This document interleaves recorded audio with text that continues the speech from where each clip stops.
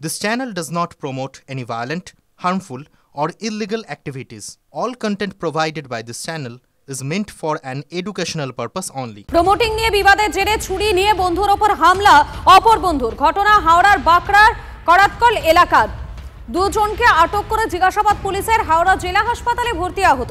4 বছর ধরে প্রমোটিং এর ব্যবসা শেখ বশির এবং তার বন্ধু ওয়াহাবের।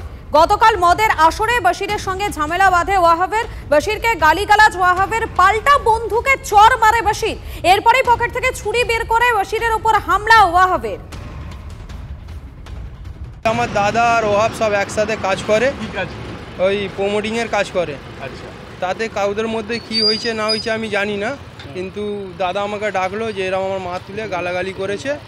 ঠিক আছে, ওহাবকে গিয়ে জিজ্ঞেস করতে না, ওরা মদ্যপান করছিল ওপরে। হ্যাঁ, দাদা গিয়ে বললো গালাগালি করছিস কেন আমার মাকে, আমরা কাজ করি। এই নিয়ে বলতে না বলতে আমার দাদা ওকে এক চাপড় মেরেছে, ও ছুরি তুলে আমার দাদাকে মেরে দিচ্ছে। ওহাব মোল্লা। কতদিন ধরে কাজ করছে? কাজ করছে প্রায় 4-5 বছর ধরে। আর এরকম কিছু মিলে প্রমোটিং, হ্যাঁ, আরও সব পার্টনাররা আছে, সব মিলে করে, কিন্তু এদের মধ্যে ভেদাভেদ আছে কি নিয়ে সবসময় এইগুলো ঝামেলা করে। আর ওহাব যে আছে যখন তখন যাত্রার সঙ্গে ঝামেলা করে। পরে খবরে নজর রাখবো। যে খবর আমরা জানতে পারছি, দীনবন্ধু অ্যান্ড্রুজ কলেজের ফিজিক্সের শিক্ষিকা, তার বিরুদ্ধে কি অভিযোগ, পথ শিশুকে অপহরণ করেছে এবং তার সঙ্গে তার মেয়েও জড়িত। তারপরই তাকে অ্যারেস্ট করা হয়। আমি ঠিক এই বিষয়টা নিয়ে কথা বলতে চাইবো। আমাদের রিপোর্টার সুজয় পাল আমাদের সঙ্গে রয়েছে। সুজয়, ঠিক কি অভিযোগ এবং মানে তাকে অপহরণ করে বাড়িতে নিয়ে যাওয়া হয়, তারপর ঠিক কি হয়েছিল? দেখো, 19 তারিখের ঘটনা। ওই দীনবন্ধু অ্যান্ড্রুজ কলেজের ওই ফিজিক্সের অধ্যাপিকা, তিনি তার মেয়ে এবং তার ভাইয়ের সঙ্গে দমদম মেট্রো স্টেশনের যে চাতাল সামনের যে অংশটা থাকে নিচে, সেখানে তারা ছিলেন এবং সেখান থেকে একটি 5 থেকে 6 বছরের নাবালিকা, তাকে তারা পথশিশুই বলা চলে, তাকে তারা সেখান থেকে ডাবের জল খাওয়ানো বা ডাব খাওয়ানো লোভ দেখিয়ে সেখান থেকে নিয়ে যায় এবং তার মা কিছু সময় পর দুপুর 1:30টা নাগাদ লক্ষ্য করেন যে তার মেয়েকে পাওয়া যাচ্ছে না এবং তারপর এলাকায় খোঁজাখুঁজি হয়।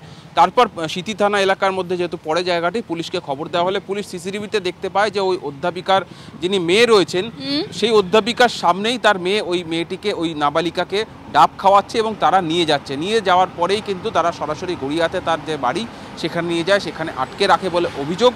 তার পরবর্তীতে পুলিশ সিসিটিভি সূত্র ধরে খোঁজ শুরু করে। খোঁজ শুরু করার পর অবশেষে তাকে উদ্ধার করা সক্ষম হয়েছে। কসবা এলাকার একটি জায়গা থেকে উদ্ধার করার পর কিন্তু সেখান থেকে পুলিশ, যেহেতু জায়গাটাকে উদ্ধার করা সম্ভব, তাদের মোটিভটা কি ছিল, তাকে আদালতে তুলে মূলত নিজেদের হেফাজতে।